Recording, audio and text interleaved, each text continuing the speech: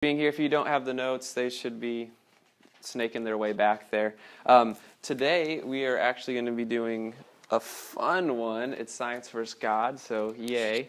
We'll jump into that in a second. If you haven't seen, we have some of the videos. We posted them on Facebook this week.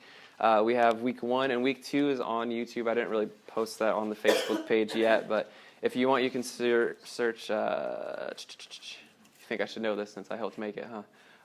It's a 48th Street, or crossing 48th Street next level, and I think the title is Apologetics, and then it goes by date, so week 1 would be the 7th, so 8/7/16, and then the next week is just 7 days on, so 14, and then whatever date this is, 21st.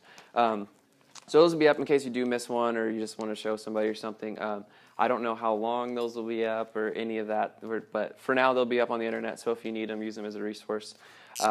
But other than that, that was kind of the only announcement. We'll jump into it. I'll pray real quick, and we'll get started. So, Jesus, I also want to thank you for another day. I thank you for our minds and our abilities to use those, God, for you.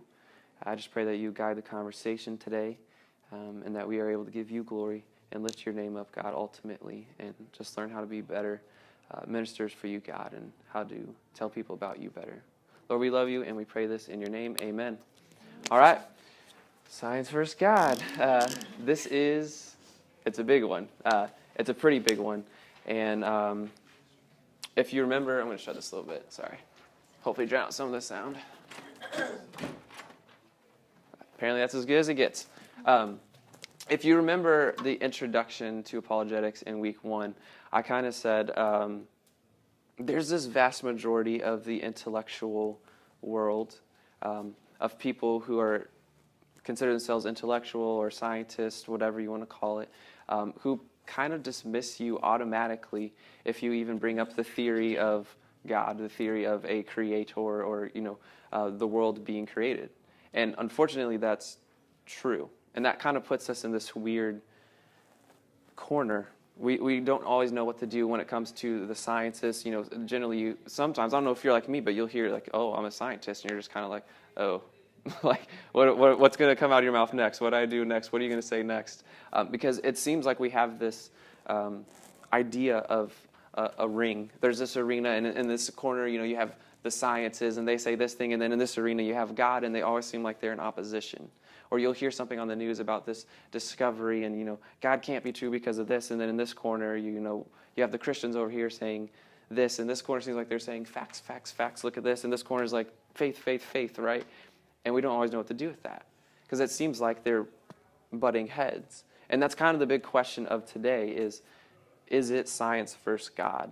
Is that what's going on? Are we in opposition? Are they mutually exclusive? Do you have to believe in one and not the other? Or do they go together? How does that work? What do we do with it, with the sciences? What do we do with someone who says they trust the sciences, or they rely heavily on them, and they're wanting to know about our faith? What do we do with that? Are they in opposition? So that's what we're looking at today.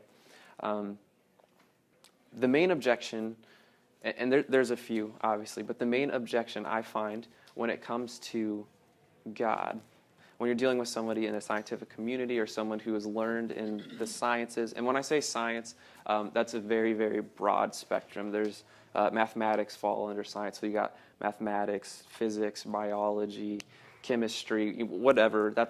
I mean all of those things when I say science realm, just so you know. But there tends to be a very specific argument called God of the gaps, and I just want to define that and talk about that real quick. Let me do this. There's this term, God of the gaps, and I don't know who coined it first or when it became famous or made popular, but it's pretty prevalent.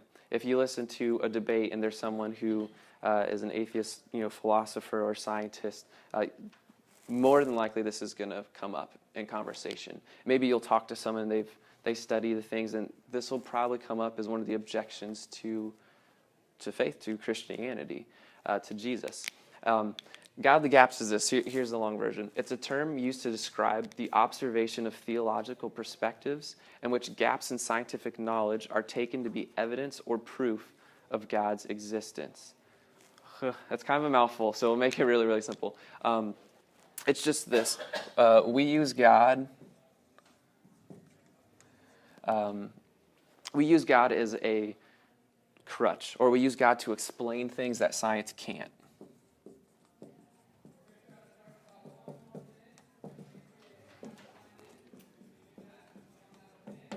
So we use God only to explain what science cannot. So basically what they're saying is science has some gaps in what we know so far. Now, we've come a really long way, but science has some gaps where we're going, we don't know, hey, come on in, where we're going, we don't know everything about this. Or we know a lot about this works, but we don't know this. There's kind of a gap in our scientific understanding of this particular thing in the world. And so they say, us needing an answer, needing something to kind of fill that gap, we create this God, this all-powerful, this all-knowing God, and he knows what fills in that gap. So we may not, but we can kind of know him, and he knows what fills in that gap, and that kind of helps satisfy our desire for an answer to understand everything.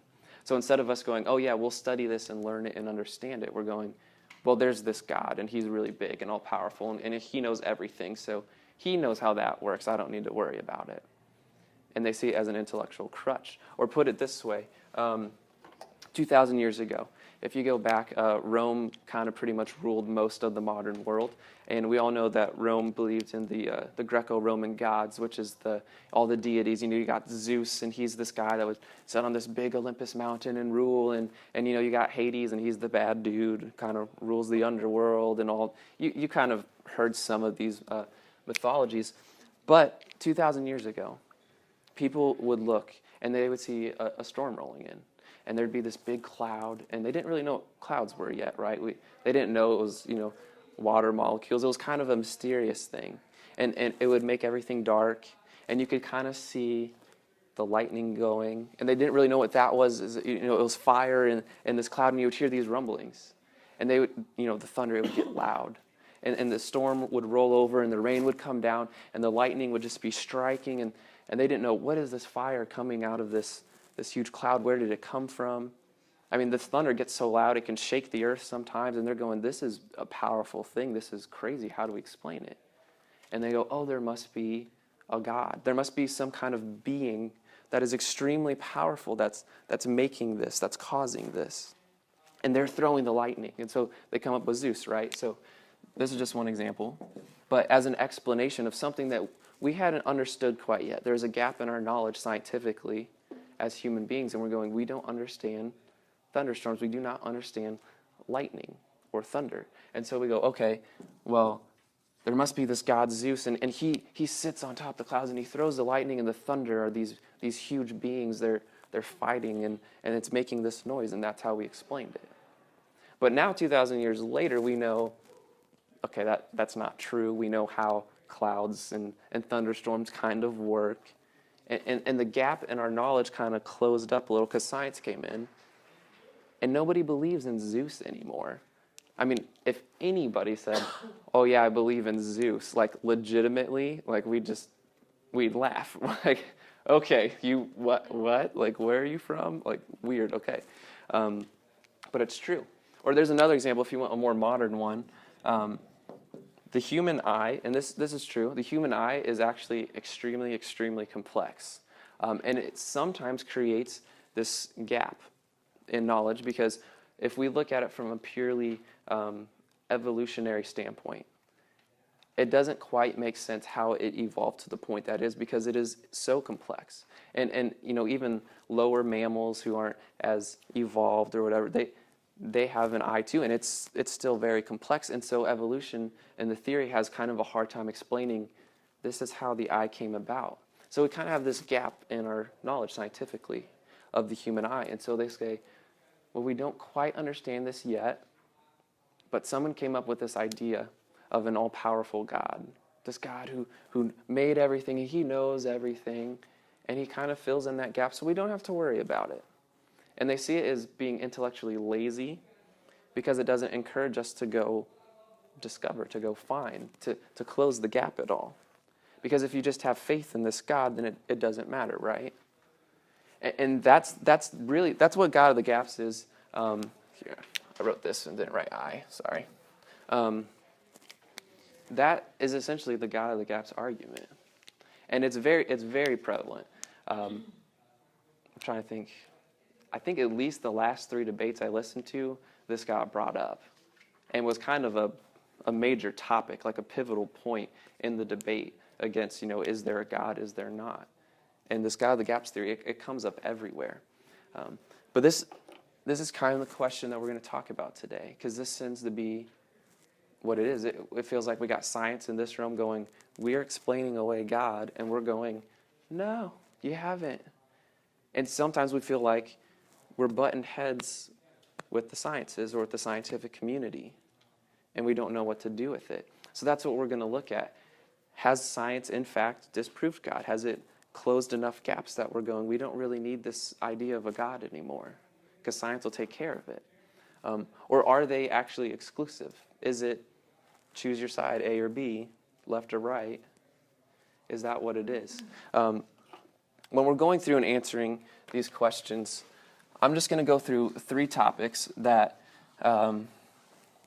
they're not comprehensive, and I'm going to say that every week just so you know. Like I said, we're flying fast, we're flying hard. I picked out these 3 specifically because I think they help best answer these questions. They best answer, is this mutually exclusive? If I am talking to someone about an area of science or they bring this up, how do I best answer them? And so that's why I picked these. The 3 things, we'll talk about this God of the gaps theory real quick and just how to answer it. We will hit evolution versus creation. Oh, how do you spell? That's a U, right? Told you I'm really bad at this spelling thing. Quick caveat with this. There tends to be a lot of controversy around this subject, and for good reason, by and large. I think we're all pretty familiar, or at least know about, a couple decades ago, there was a big debate about, should we allow evolution to be taught in the schools, and it kind of won over. And now sitting on the other side of things, we're going, okay, well, creation pretty much isn't allowed to be taught anymore. And there's a lot of conflict with that. And another thing, not just among, someone who's a scientist or believes in the sciences or is an atheist versus creation, but even amongst Christians, this is a big deal. I've seen it divide people. I've seen people get mad. I've seen people literally just kind of split over this issue alone. And they're both going, yeah, we believe in Jesus, but... So this is very controversial, and I know that, and I hate it. So I'm going to spend not a whole lot of time on this because it is so controversial. And the other thing I'm going to say is I probably won't take any questions on it or answer a lot of questions about it because I want you to discover it for yourself a little bit. We'll get to that in a second. I'll tell you more. But the last thing is something called Nagel's theory. And so we'll discuss that. But let's start out. Let's just kind of dive into this God of the gaps. Because personally, I think it's weak. I do. I think it's a pretty weak argument. When you're getting talked to about it and it's getting explained, it seems to have a lot of weight to it. And you feel very backed into this corner. You're like, what? Like am I being intellectually weak? Am I not looking at the facts right? Is this true? Personally, I think it's weak, and I'll explain why. When it comes to talking about science, there are thousands of topics. Thousands. There's archaeology. You can talk about the fossils. You can talk about physics and the creation, and how did things get here? And there's astrophysics, looking at things in the universe outside of the world in space. There's chemistry, looking at how things are actually built and made up, and biology. And there's all these different areas. There's the medicine sciences. There's a lot to it, and I find that a lot of times we get distracted with these peripheral questions. Maybe you talk to someone and they're an expert in, let's just say, chemistry. and they come and they have this question. They go, well, I've seen this, and this is the way this is put together, and because of this, it causes this reaction. And they go through and explain it, and you're going, I'm not a scientist. Or maybe you're going, I'm not a chemist. I don't know about that. That's not my specialty. What do you do in that situation? How do you answer? Because most of the time, if you're like me, someone asks a question, and I want to have the answer, right? I want to defend, take up my shield and my sword, and just apologetics. Oh, I got the answer, and just bash them with this, because we take offense sometimes when someone attacks us. And that's why we went over worldviews last week. You need to know the assumptions and assertions behind the questions they're asking first, because sometimes the best thing to do is not to run out, guns ablaze and sword drawn, attack mode, but to ask another question. And that's what I kind of want to do with this. So I'm not going to cover every question in science. That would take us all year, maybe more, because there's so many peripheral things. What I want to do is give you a good way to go, let me break it down pretty easily and show you what I know. So when it comes to a God of the gaps theory, I always like to remind them of one thing. I like to bring it to a first cause, okay? Oh, that's my wrong marker.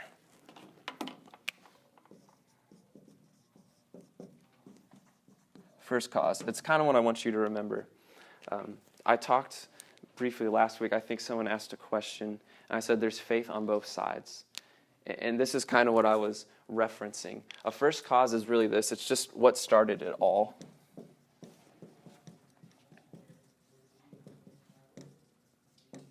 What started everything, life as we know it? No big deal, right? It seems weird. You're like, okay, well, that's an even harder question. Why would I bring that up if someone's talking about science? Here's why. There's only two answers to it. One, we've talked about this, but if you're going to take a naturalistic worldview, and I don't know that I've taken the time to define naturalistic, so let me do that real quick. Naturalism is another term for atheism, in essence. There is a minor distinction, but basically you're saying if this world only came from time, this is our big one, time plus chance plus matter. So we had this matter, and it was around, and there was this crazy chance explosion, and it started this big reaction, and then, the amino acids were formed, and the proteins that turned into the DNA and RNA, the building blocks of all of life as we know it, and over millions and millions and millions of years, we come to have the planet and life as we now know it. Naturalism is basically saying this. If this is all there is, everything started purely naturally.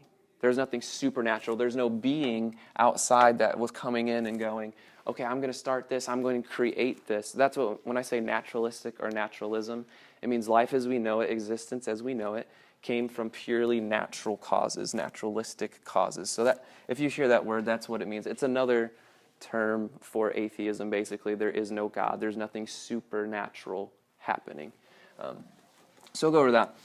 But a first cause is what started it all. So if we're taking a naturalistic worldview, and we got here from time plus chance plus matter, it begs this huge question. Where did the matter come from? It had to be eternally existent, right? Because you can't explain the matter. It was there, and then this happened. So you either have one, eternally existent matter,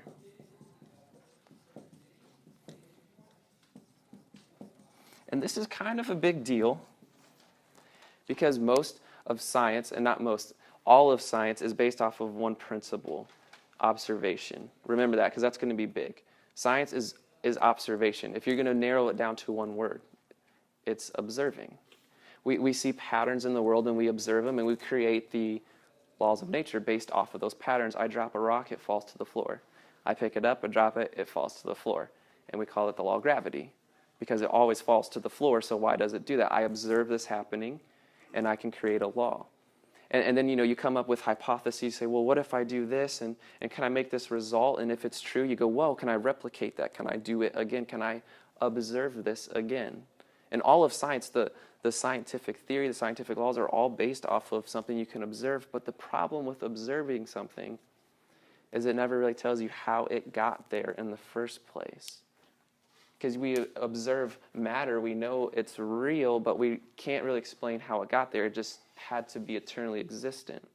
But in our observation of the world, we see that matter doesn't really seem to eternally exist.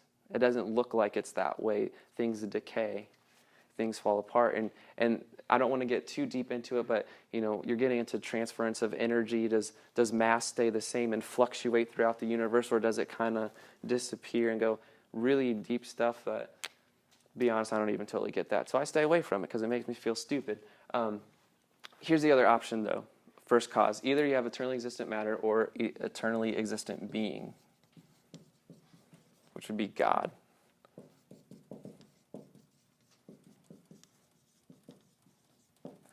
Same question exists, though. This isn't just like an end-all argument when you say this, because they'll say, well, where did the being come from? And you're going, well, see, there's faith on both ends. It's either, okay, matter eternally existed, or there is a being who eternally existed that started the process. And that's what, I always like going here because of this. It helps you get around all this peripheral, well, I saw this in this, sedimentary layer, and that must point to this, and they're going, no, it doesn't, because this study showed this, and then you start firing back and forth, and before you know it, you're down this huge rabbit trail. Instead, you could have just gone, look, at the end of the day, we both have some faith. At the end of the day, we both really don't know, but let me tell you why I think this is more plausible than this. Because then you open up a door to another conversation that I think is perhaps more meaningful than just throwing all these different facts that you read in a journal about, or a published study, or whatever it may be. We're going to circle back around to this, because I don't think we've done it due justice, but you'll see why I take it back. But for a brief moment, let me hit this whole evolution and creation issue just for a couple of minutes, because it is a very sore subject. People feel very strongly on it, and some people feel very hurt because of it, and I would say rightfully so. I feel as a Christian, we kind of got pushed out when it came to that, because we're at the point now where, like I said, just saying, I believe in a God, or I believe in a young earth versus an old earth. If you don't know what I mean by that term, you're just saying, I believe God created the earth in 6 days, and that means it's probably not millions and millions and millions of years old, but perhaps just thousands. And it's how many thousands of years old versus old, which is the millions.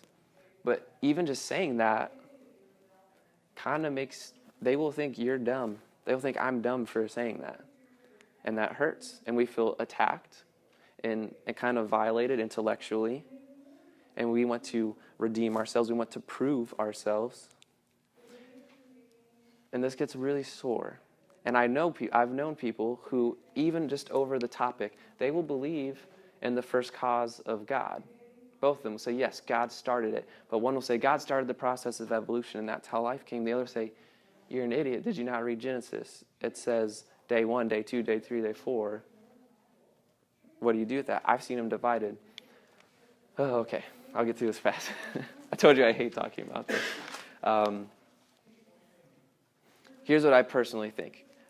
I want you guys to make your own decisions on this. I don't care if you disagree. Cool. If you do agree, awesome. Here's where I stand and why. I think you can be a Christian and believe in the theory of evolution. And I think you can be a Christian and believe in a young earth God created, day 1, day 2, 3, 4, 5, 6. And I'm okay. At the end of the day, I'm a creation agnostic, if that makes sense. I don't care. Here's why.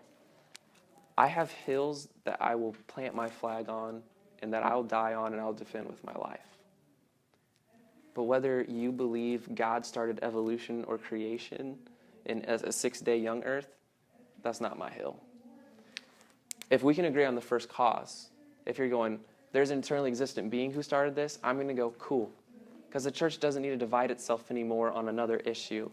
We got enough stuff that we can still argue about and not be friends over.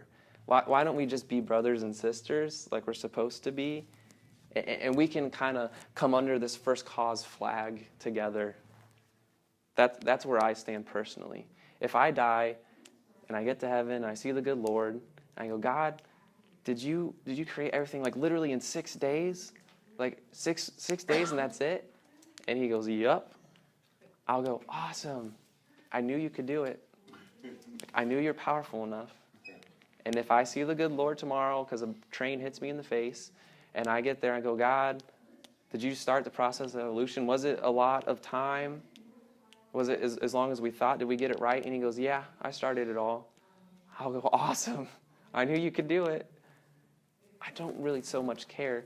If me talking to someone and I go, okay, you can have evolution.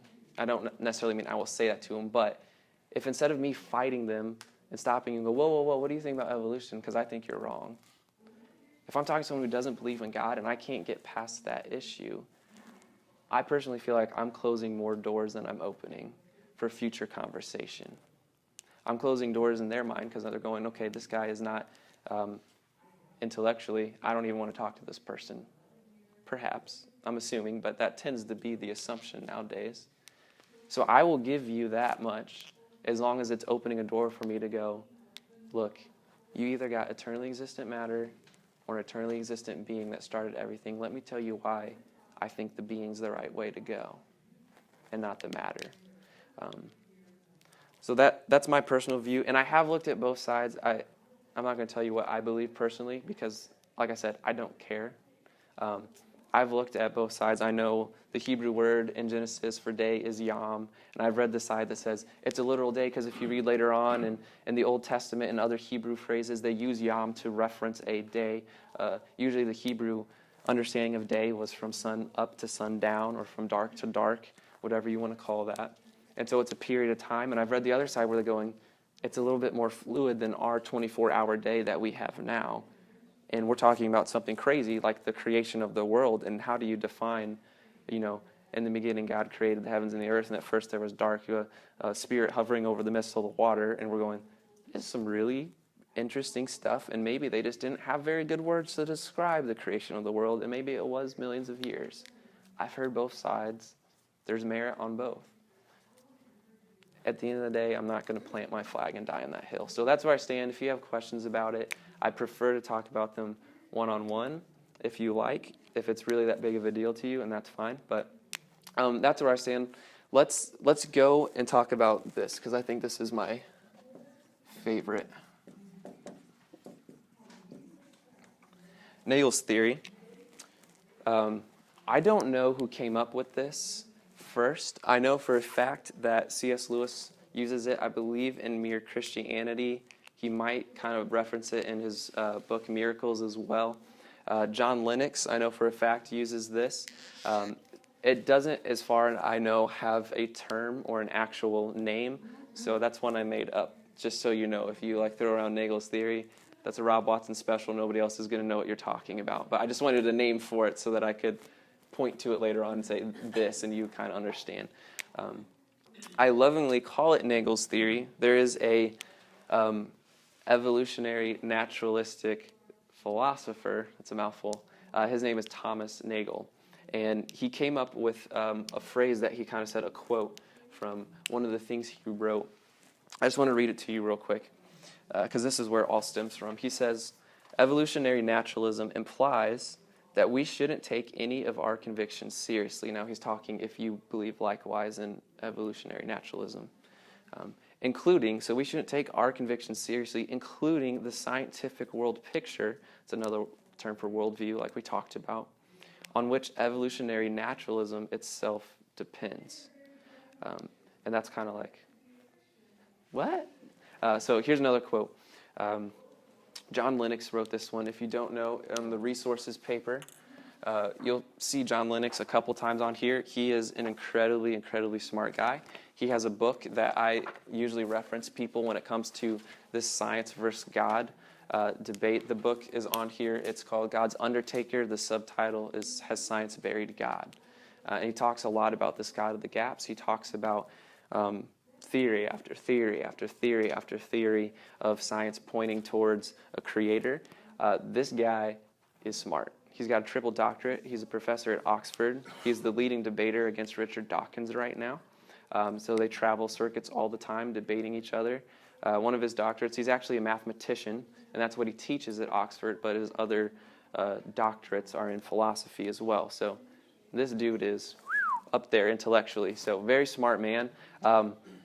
If science isn't your thing, the book will get a little bit dry. It's a lot of, here's this theory, here's the facts, but incredibly great resource to you. Even if you're not going to go, I'm going to read this whole book from start to finish, great resource just to have and go, okay, here's some answers. Or if you talk to someone and go, here's some reasons, here's some answers. So I'll just kind of throw that out there for you to see and look up later on. But here's his quote. He's actually talking to Richard Dawkins, responding to him. And this is what he says. He says, if Dawkins is right, and we're just the product of a mindless, unguided natural processes, which is time plus chance plus matter, right? Naturalistic, nothing supernatural happening. It's just a crazy random process. So if we're just the product of mindless, unguided natural processes, then he's given us a strong reason to even doubt the reliability of the human cognitive faculties. So he's saying he's given us a really strong reason to even doubt your own thinking as valid, as correct. He goes, and therefore inevitably to doubt the validity of any belief they produce, including Dawkins' own science and his atheism. So he's saying, if he's right, if we just got here plus time plus chance plus matter, you're actually giving us a really good reason to doubt anything we think or believe, including atheism as being true or real. He goes on further, he says, his biology and his belief in naturalism would therefore appear to be at war with each other in a conflict that has nothing at all to do with God. This is my absolute favorite argument. Here's the way I like to explain it. This is the known universe as it exists. It's a nice universe. It's a circle. It's closed off. If all we got here is by time plus chance plus matter,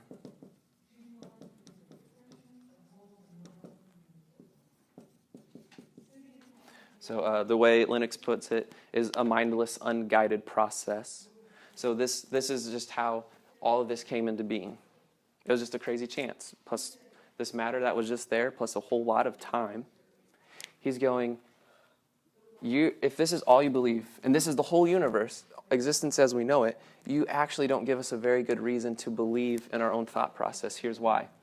If this is a chance that's at the center of all creation, for lack of a better term, at the center of all existence is just a chance, a mindless, unguided process, that is what created the building blocks of life, which we kind of know now is this DNA.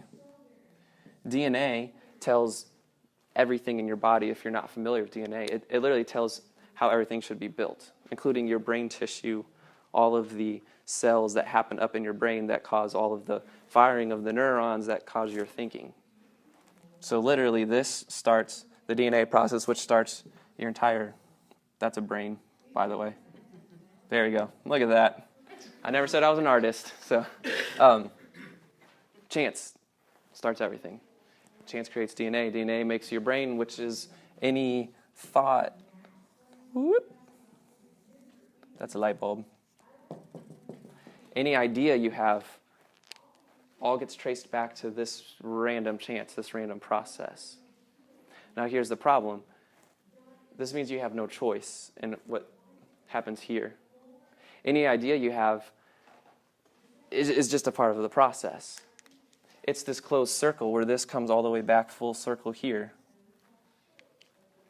So anything you think, if you go, well, I think atheism is true, there must be no God, atheistic naturalism is the way to go, that's how everything got here. If that is true and this is all there is, you only thought that because that's what your DNA told your brain to tell you to think.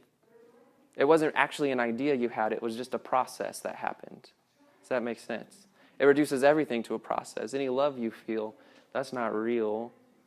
That's a chemical reaction that happens in your brain because survival of the species needs to happen. So you don't really love your kid. You have a feeling that's a bunch of chemicals so that you can produce more offspring.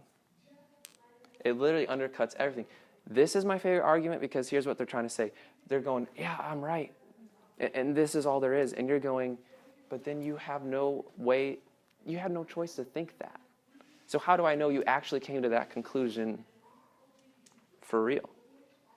If you have no way to break outside of this circle, if you're just a slave to this process, you can't trust anything you think because it's just a process, a part of a random process at that, a chance process.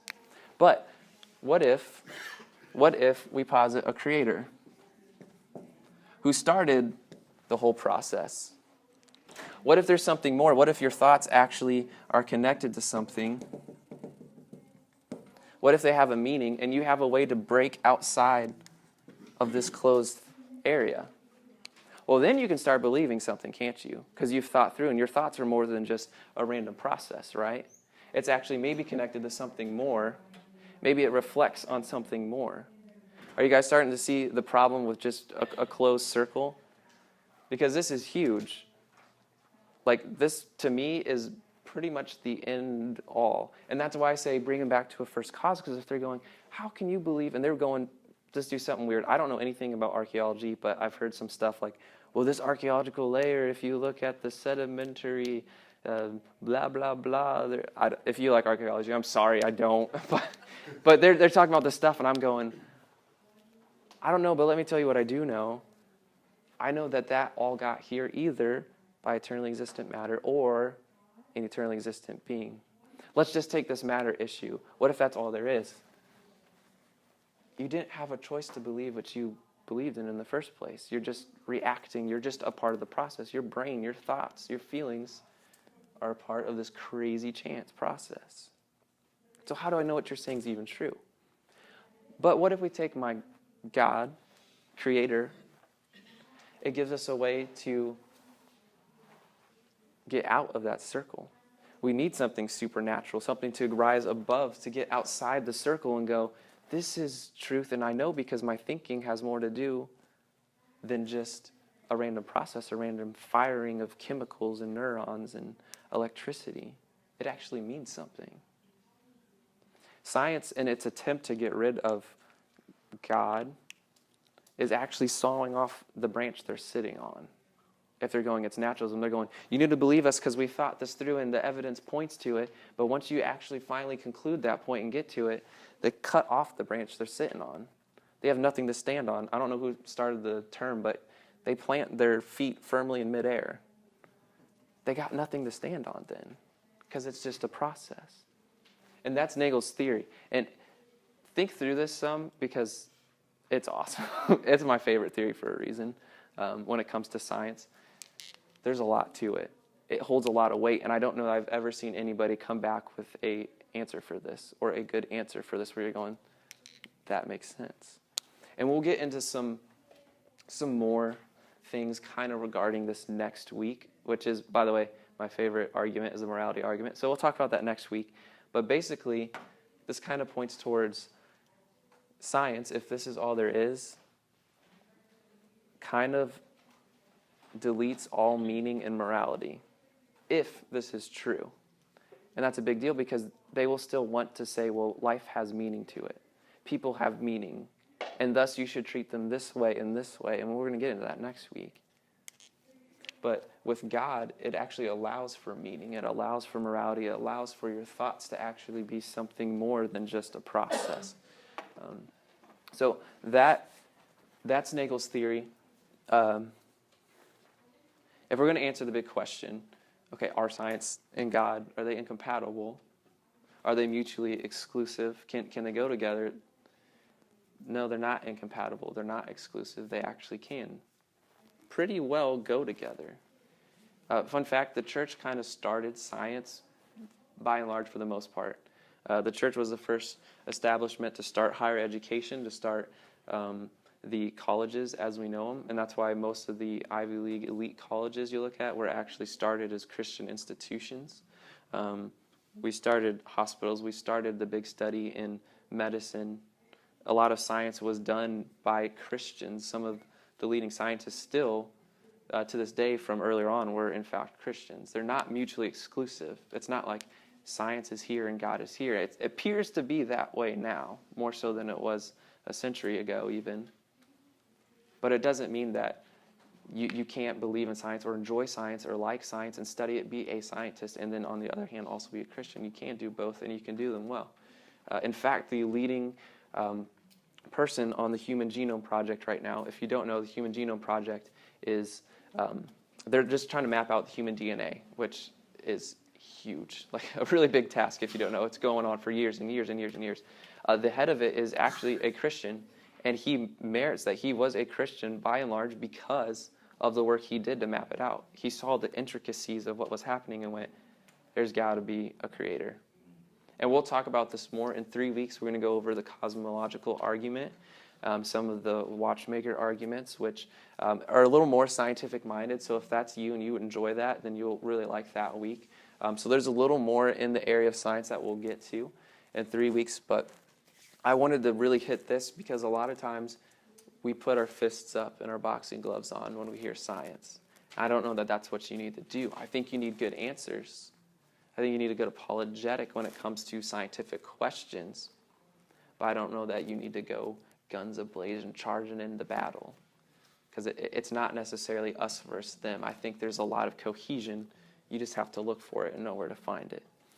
So that's it for Science for Scott that I got today. If you got questions, I'll do that. Like I said, probably won't answer any of the evolution creation questions just because I think that's something you do on your own or so. And for the sake of unity, I prefer to stay away from that. So does anyone have any questions? You guys good? Did I thoroughly confuse you or anything? That kind of, when you're talking about that, it kind of reminds me of when you talk about the other religions, especially the older religions, where they saw God as part of creation versus our God, which exists outside of creation. Yeah, and that is actually a big distinction. A lot of people say, well, where did God come from? But they don't understand that the definition of God is he created time and matter and, well, chance, but it wasn't a chance, it was God. So we literally think he's outside of time. The Bible kind of clearly says that he created all creation, the known universe. That's a big distinction. Most people want to put God in time and say, how can he exist? And we're going, no, he exists outside of time. And that's a big distinction. And it's very hard to talk about anything being eternal because nothing in our life other than our souls that you can't really touch are eternal. And so that's a big thing because it's a hard concept to get. I remember thinking about God as a kid, and I just pictured a magic wand like appearing out of nowhere and just like, and then God was there like, ta-da! And that's the only way I could like think up of God because we don't understand eternality really. We don't understand anything existing outside of time. And that's a big deal. But people before would go, God's our end time, and that just created more questions. So, yeah, that's a good point. I actually like that. Sorry, I'll ramble. Tell me to stop rambling if I do. That's my default. Cool. Any other questions or anything? Yeah. You mentioned the head of the Human Genome Project. Yes. Dr. Francis Schaeffer. He's written a very interesting book, The Language of God. Yes, yes. And he believes in evolution, but he is also A Christian. Yep. And I don't know he's ever said this, but John Lennox may be that way, and most people don't know, but I think C.S. Lewis was actually too, but that hurts most people. I'm pretty sure they didn't explicitly say it, but there are some comments and mentions where they don't say they believe in evolution, but they posit evolution as potentially being true. I think that's what I do more so for the sake of conversation than the sake of saying this is what I believe, but for the sake of let me get you from A to B and tell you what I think. But yeah, so there are leading Christians and famous ones who they believe in evolution, that God started it, but there's also ones on the other side. Anyway, I'm not going to get into that. I already told you that. Yeah. 73 years ago, or for 73 years, I believed in the literal 24-hour theory. But when I read that book, Language of God, it caused me to wonder, maybe there's another side. And I agree with you, it doesn't make any difference. Yeah, and I've read both ends, and at the end of the day, I'm going, as long as you stand unified under God, I will be okay. Especially after, if you know anything about church history and how many splits we have, I don't think it's very wise for us to keep splitting ourselves further than we already have. So, yeah. Is there anything else before we close up? Let's hear it. Let's go. It's not really a question. It's really more of a statement. I think the way you put it, going guns a-blazing, fist. If we go into it with that attitude and we turn that person even further away and harden them against a Christian, we've kind of defeated the purpose. Absolutely. And that's one of my big things with apologetics is some people like finding answers because they like being right. And that, it's good to be right. But if that's your end game, then I don't know apologetics is really for you. Because at the end of the day, that's what we kind of talked about last week, there's a person behind all the beliefs, and that's huge. One of my favorite things by C.S. Lewis that he wrote was actually an essay called The Way to Glory, and there's a book called The Way to Glory, but it's a small essay, it's a one-chapter thing, but he says, when you realize that every person you come into contact with is a soul that has an eternal destiny, and you start thinking that way, there's a lot of weight to everything you do. And that's what I like to remember when I'm with apologetics. There's weight to who you're talking to. There's a weight to how you present it. So if you just flippantly fly things out to be right and win an argument, you lose the weight of, okay, this is a soul I'm talking to and dealing with. So, but yeah, that's one of my pet peeves. We'll talk more about that the last week too. That's my exit to apologetics is kind of hitting that. But good points. Everyone else, you guys good? Cool. If you have any questions, you can find me or email me. I try to respond to those as quickly as I can. I can't promise a 24 hours or anything, but I do. So thank you guys for being here. If you want groups or something, please, I still encourage that. Find somebody to talk to it about. It helps having someone walk alongside you. If you didn't get resources, I still have those. These are just, it's not everything I've read, or it's just some of the books that I like that I think are very presentable. They're a little bit easier to read, or they have really good resources. So feel free to come get these. It's also podcasts and YouTube videos if you like watching videos or listening in the car. I love podcasts. So I got these available. And other than that, thank you guys. Have a great day. Ask those guys to turn that down next door, because Was it getting a little loud? I couldn't hear you sitting way over here, so I couldn't imagine the people by the door. Yeah. Hopefully they